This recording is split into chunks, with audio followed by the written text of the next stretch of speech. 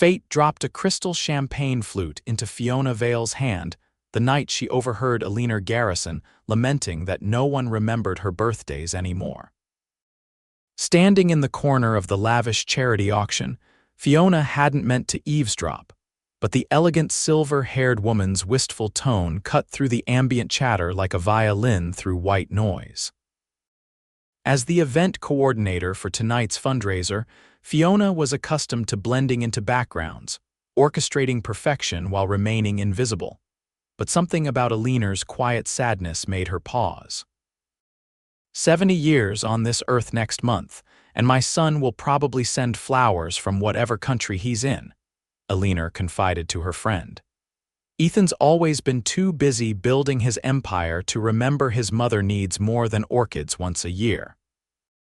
Fiona tucked away this information unconsciously as she continued her rounds, ensuring the auction for children's cancer research proceeded flawlessly.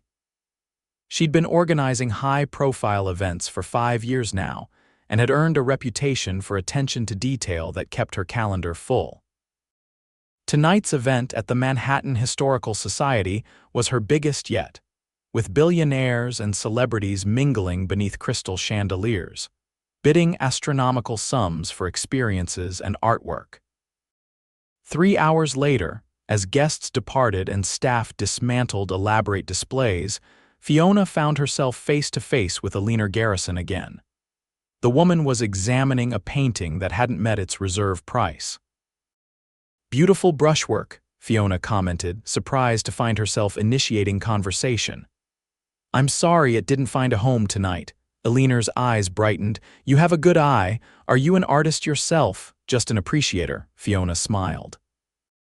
"Though I did study art history before falling into event planning." "Well, you've orchestrated a wonderful evening," Eleanor said. "I've attended hundreds of these functions, and rarely do they run so smoothly." Something about the woman's warmth broke through Fiona's professional veneer. "Thank you. That means a lot coming from someone who's clearly seen the best." They chatted comfortably until Eleanor's driver called to say he was waiting. As she gathered her wrap, Eleanor sighed. "I don't suppose you'd be available to plan a small dinner party." "My regular coordinator is booked solid." Fiona hesitated only briefly before handing over her card. "I'd be happy to help. Small events are actually a nice change of pace." 2 days later, Fiona sat in Eleanor Garrison's Upper East Side penthouse, reviewing menu options for what she'd learned was a retirement celebration for Eleanor's longtime housekeeper. The apartment was elegantly appointed but welcoming, filled with art and photographs that spoke of a life well lived. "Maria has been with me for 30 years, Eleanor explained, pouring tea from a silver service. "She deserves something special." As they discussed details, Fiona's gaze kept drifting to a striking photograph on the side table, a tall man with Eleanor's eyes, standing on what appeared to be a construction site, his expression intense and focused. Following her glance, Eleanor smiled. "That's my son, Ethan. Always building something new. He looks determined," Fiona offered. "He's been that way since he was small, determined to create something lasting." Pride colored Eleanor's voice. "After his father died, it became his mission to build their shared dream. He's done that and more." Conversation flowed easily between them, and as Fiona gathered her notes to leave, an idea began forming. Eleanor's birthday was approaching, her son was absent, and Fiona had just learned the woman had spent decades supporting others while rarely being celebrated herself. "One last question," Fiona said at the door. "When is your birthday exactly, just in case we need to adjust Maria's party date?" "May 18th, Eleanor answered, "but don't worry about any conflicts. Nobody makes plans for my birthday anymore." The wistfulness in her voice solidified Fiona's decision. She would organize a surprise birthday party for this kind woman who had welcomed her so warmly. It was a personal project, not professional, something she hadn't done since college. Over the next few weeks, Fiona executed Maria's retirement dinner flawlessly while secretly gathering information for Eleanor's surprise party. She connected with Eleanor's friends, discovered her favorite foods, music, and flowers. The more she learned about Eleanor Garrison, the more she admired her, a woman who had rebuilt her life after early widowhood, supported countless charities, and raised a son who, despite his apparent absence, had created a business empire that reportedly revolutionized sustainable architecture. Fiona had just finalized the guest list when her phone rang with an unknown number. Fiona Vale. This is Ethan Garrison. His voice was deeper than she'd imagined, with a quiet authority that made her sit straighter at her desk. Mr. Garrison, how can I help you? She managed, wondering how he'd gotten her number. My mother mentioned you're handling Maria's retirement party. I'd like to contribute something special for the occasion. Maria was practically my second mother growing up. Fiona smiled at this unexpected glimpse of sentiment. That's thoughtful of you. I'm sure she'd appreciate your presence more than anything. Unfortunately, I'm in Singapore until next week, but I'd like to arrange something meaningful. Could we meet when I return? And that was how Fiona found herself sitting across from Ethan Garrison at a quiet restaurant 7 days later, discussing retirement gifts for a housekeeper, while trying not to stare at the man, who looked even more intense in person than in photographs. At 38, Ethan Garrison had the confident ease of someone who had proven himself repeatedly. His dark hair showed hints of silver at the temples, and fine lines around his eyes suggested he smiled more than his serious reputation indicated. He listened intently as she described the plans for Maria's celebration. Perfect, he nodded, but I was thinking of adding something more lasting. Maria always wanted to visit her hometown in Portugal but never took time away. An all-expenses-paid trip would be wonderful, Fiona agreed. I was thinking of buying her a small cottage there, somewhere she could spend part of each year, eventually retire fully. Fiona blinked. That's incredibly generous. A small smile softened his features. Maria taught me to tie my shoes and stood by my mother through the hardest years of our lives. A cottage seems inadequate, actually. Something shifted in Fiona's perception of this reportedly distant billionaire. The genuine affection in his voice contradicted everything she'd assumed. Your mother will be touched by that gesture, she said. His expression changed subtly. How well do you know my mother? Fiona hesitated, unsure whether to reveal her secondary project. Professional instinct warned against sharing plans for a surprise, but something about Ethan Garrison made her want to be honest. We've become friendly since the charity auction. She's an extraordinary woman. Fiona took a deep breath. Actually, I'm working on something else for her, though it isn't a professional engagement. Ethan raised an eyebrow, waiting. I'm organizing a surprise party for her birthday next month. She mentioned that no one remembers it anymore, and I thought. She trailed off, suddenly aware how presumptuous it might seem. Rather than appearing annoyed, Ethan's eyes widened with interest. You're planning my mother's birthday on your own time? Fiona felt heat rise to her cheeks. She's been kind to me.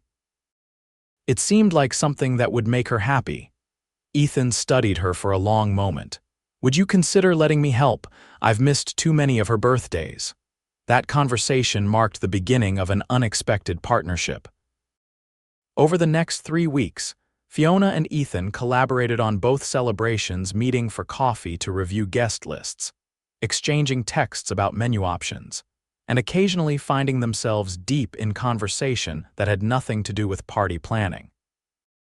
Fiona learned that Ethan's business trips weren't evidence of neglect, but necessary to oversee his company's commitment to building sustainable communities worldwide. He'd expanded his father's modest construction company into an international enterprise that created affordable, environmentally friendly housing and commercial spaces. The intensity she'd noted in his photograph was the focus of someone determined to solve problems others deemed impossible. Ethan discovered that Fiona had built her event planning business from nothing after leaving a toxic workplace. She'd started with small parties for friends, eventually earning enough reputation to coordinate gatherings for New York's elite. Yet she still personally handled every detail, refusing to sacrifice quality for expansion. "You could be running an empire by now if you'd franchised," he noted during one of their planning sessions at his office, where floor-to-ceiling windows offered a panoramic view of the city. Fiona shook her head. "I'd rather do one thing perfectly than 10 things adequately. People trust me because they know I'll be there personally, making sure everything is exactly right." "A philosophy my father would have appreciated," Ethan said, his voice softening. He believed in building things properly or not at all. As Maria's retirement party approached, they found increasingly frequent reasons to meet. Ethan suggested that Fiona visit one of his local building projects to understand the acoustics for the string quartet he wanted to surprise his mother with at her birthday. Fiona invited him to a food tasting to ensure the menu reflected his mother's preferences. Neither acknowledged the flimsiness of these excuses. The night of Maria's celebration arrived, and Fiona watched with satisfaction as the housekeeper wept with joy upon receiving Ethan's gift, a small model of the Portuguese cottage that was now hers, complete with photographs and keys. Eleanor hugged her son with fierce pride, and Fiona caught his eye across the room, sharing a moment of quiet triumph. Later, as guests mingled and Maria showed off pictures of her new home, Ethan approached Fiona with 2 glasses of champagne. "We make a good team," he said, handing her one. "We do," she agreed, trying to ignore the warmth that spread through her whenever he stood close. "Your mother is thrilled you're here. I should have been here more often." His gaze was reflective. "It took meeting you to realize how much I've been missing." The intensity of his statement hung between them until Eleanor appeared at his elbow, breaking the moment. "Fiona, darling, you've outdone yourself. Maria is over the moon." She patted her son's arm. "And you bringing that cottage model in person instead of sending it. I can't tell you what that means to both of us." As Eleanor moved away to attend to another guest, Ethan leaned closer to Fiona. "Would you have dinner with me tomorrow, not for planning purposes?" The simple question accelerated her heartbeat. "I'd like that." Their dinner stretched into hours of conversation that had nothing to do with events or surprise parties. Ethan spoke of growing up with a father who taught him that buildings could either heal or harm communities, and a mother who showed him that wealth meant responsibility. Fiona shared stories of creating magical moments for clients, while sometimes feeling like she was watching everyone else's significant life events from the outside. "It's like being the fairy godmother," she explained. "You make the magic happen, then disappear before midnight. And no one sees the real you," Ethan finished her thought. Their connection deepened over subsequent dinners and long walks through the city. Ethan began adjusting his travel schedule to spend more time in New York. Fiona found herself checking her phone more frequently for his messages. Yet neither explicitly acknowledged the growing feelings between them, maintaining the pretense that their frequent meetings were necessary for Eleanor's upcoming celebration. With 1 week until the birthday surprise, they met at Ethan's penthouse to finalize details.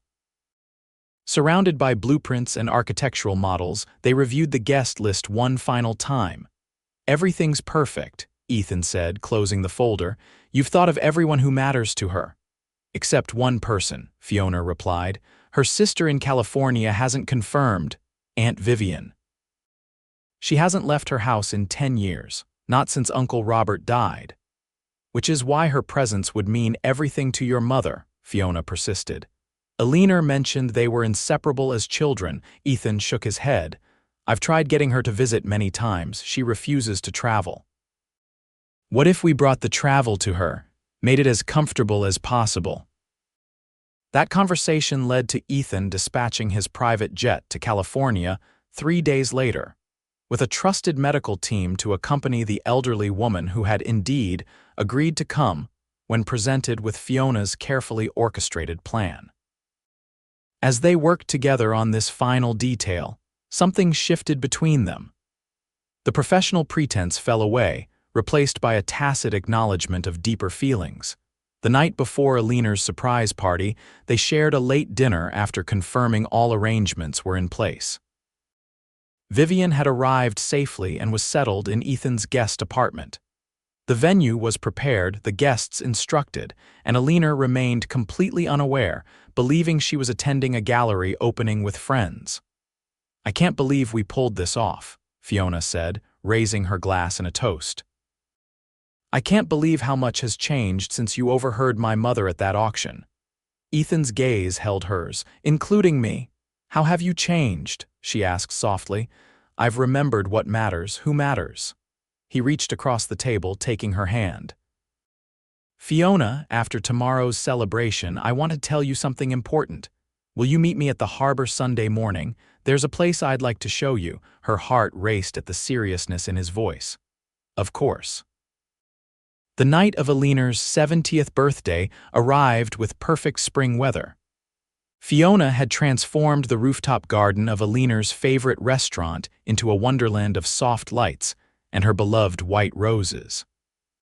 Photographs from her remarkable life adorned silk-draped walls, and the string quartet played pieces from the symphony she'd attended on her first date with Ethan's father. When Eleanor stepped onto the roof, guided by friends who had maintained the ruse flawlessly, her hand flew to her mouth at the sight of 70 people shouting surprise. But it was the sight of her sister approaching with outstretched arms that brought her to tears. "Vivian," she whispered. "How is this possible?" As the sisters embraced for the first time in a decade, Ethan found Fiona's hand and squeezed it gently. "Thank you for this," he murmured, "for seeing what she needed when I didn't." The evening unfolded beautifully. Eleanor moved from guest to guest, radiant with joy. The carefully planned program included heartfelt toasts, a slideshow of her life's most meaningful moments, and a performance by her favorite jazz singer who had been coaxed out of retirement for the occasion. When it was Ethan's turn to speak, he stood before the gathering with uncharacteristic nervousness. "For years, I thought I was honoring my father's legacy by building structures around the world," he began. "But recently, I've been reminded that his most important lesson was about building connections, not just buildings." His gaze found Fiona. "Someone showed me that creating perfect moments for the people we love is the greatest achievement of all." As the celebration continued, Fiona maintained her professional demeanor, ensuring every detail unfolded perfectly while taking quiet satisfaction in Eleanor's happiness. It wasn't until the end of the evening, as guests began departing, that Eleanor sought her out. "You did this," the older woman said, embracing her. "Ethan told me everything, how you planned this on your own time, how you convinced Vivian to come." Her eyes shimmered with emotion. "No one has given me such a gift in years." "Your son made it happen," Fiona demurred. "The cottage for Maria, bringing your sister, those were his ideas." Eleanor smiled knowingly. "After you opened his eyes, he's different since meeting you. Present in a way he hasn't been since his father died." Before Fiona could respond, Ethan approached. "Mother, your car is ready." "Vivian's already inside." Eleanor kissed his cheek. "Thank you for tonight, darling, for everything." She turned to Fiona. "And you your family now, whether you realize it yet or not." After seeing Eleanor off, they stood together in the now quiet garden, the city lights twinkling below. "Your mother seems happy," Fiona said. "She is, thanks to you." Ethan's expression was serious. "Are we still on for Sunday morning?" "Absolutely, though you could tell me now what's so important." He shook his head. "Some things deserve their own moment." Sunday dawned clear and bright. Fiona met Ethan at the harbor, where a sleek boat awaited. "Where are we going?" she asked as he helped her aboard. "You'll see." They cruised along the coastline for 30 minutes before approaching a small, private dock connected to what appeared to be a construction site. As they drew closer, Fiona could see it wasn't just any project, it was a stunning glass and stone structure emerging from the landscape as if it had grown there naturally. "One of yours?" she asked as they disembarked. "My most personal project," Ethan confirmed, leading her up a path. "I've been working on this for 2 years, but it never felt right until recently." The building was further along than it appeared from the water. As they entered through temporary doors, Fiona gasped at the soaring ceilings and walls of glass that captured panoramic views of the water and surrounding woodland. "It's breathtaking," she said honestly. "What will it be?" "Home," Ethan answered simply. "My father bought this land 30 years ago. He always said it was where he felt most connected to what mattered." He guided her through partially finished rooms, a kitchen with space for gathering, a library with built-in seating beside a massive stone fireplace, bedrooms that caught morning light, and a rooftop garden that rivaled any Fiona had designed for clients. "I've revised the plans a dozen times," he explained as they reached a terrace overlooking the water. "Something always felt missing. And now," Fiona asked, sensing the conversation was approaching what he'd wanted to tell her, "now I understand what was missing." He turned to face her fully. "The home I'm building isn't just about architecture, it's about who shares it. These past weeks with you, planning something meaningful for my mother, have shown me what I've been working toward without realizing it." Her heart raced as he took her hands in his. "Fiona, I know this seems fast, but I've never been more certain of anything. You see people truly see them in a way that's extraordinary. You saw my mother's loneliness and acted without being asked. You saw beyond my busy schedule to what I was missing. And somehow you've helped me see myself more clearly too." "Ethan," she began, but he gently continued, "I'm not just asking you to dinner this time, I'm asking if you might consider a future together. This house, my life, they have room for your dreams too." Fiona looked into his eyes, seeing the genuine emotion there. "Are you saying what I think you're saying?" "I'm saying I'm falling in love with you," he answered simply. "And I'm hoping you might feel the same possibility I do." The admission hung between them for a heartbeat before Fiona stepped closer. "I do feel it, I mean. It's terrified me how quickly this has happened." Relief and joy transformed his features. "So you'll consider it us?" "I'm already considering it," she smiled. "But maybe we start with making this official before discussing real estate," Ethan laughed, pulling her into his arms. "Does this make it official?" he asked before kissing her with a tenderness that answered questions she hadn't even formed yet. When they parted, breathless and smiling, Ethan gestured to the house behind them. "For the record, I wasn't proposing a move, just opening the door to possibilities." "Good," she replied. "Because while I appreciate grand gestures, I prefer relationships that build naturally." "Like good architecture," he nodded. "Strong foundation first." Over the following months, their relationship deepened as they discovered the rhythms of each other's lives. Fiona continued growing her business while Ethan made changes to spend more time in New York. They navigated the challenges of their demanding careers, finding balance that allowed their connection to flourish. Eleanor, delighted by their relationship, became Fiona's champion and confidante. "You've brought my son home in more ways than one," she told Fiona over lunch one day. "And given me another daughter in the process." 6 months after Eleanor's birthday celebration, Ethan invited Fiona to visit the coastal house again. The construction was nearly complete, and Fiona had contributed ideas for the interior spaces, enjoying the creative collaboration. As they walked through rooms now furnished and finished, Ethan seemed unusually nervous. "There's one room we haven't discussed," he said, leading her toward a space she hadn't seen in previous visits. He opened the door to reveal a perfectly proportioned office with built-in planning tables, storage for sample materials, and walls designed to display event concepts. Sunlight streamed through windows positioned to provide ideal light throughout the day. An event planning studio, she realized. "It's perfect."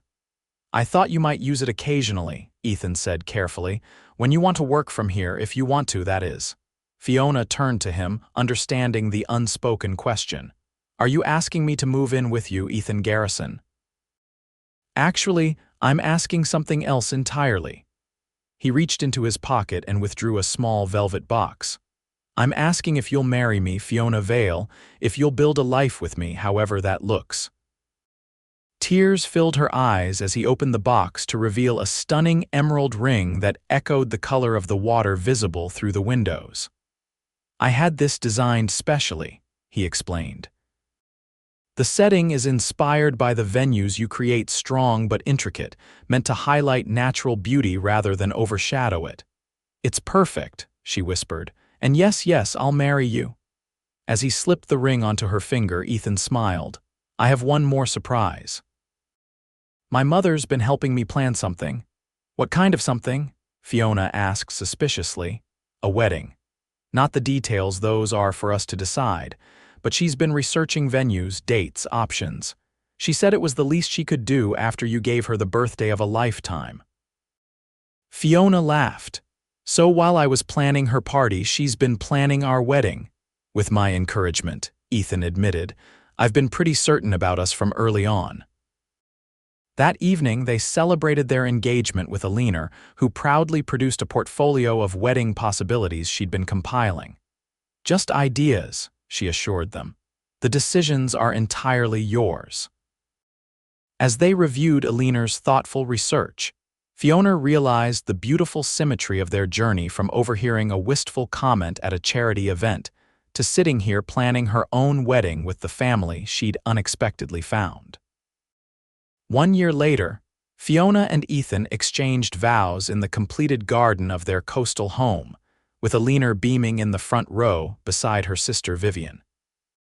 The celebration combined Ethan's architectural vision with Fiona's talent for creating memorable moments, a perfect blend of their shared future.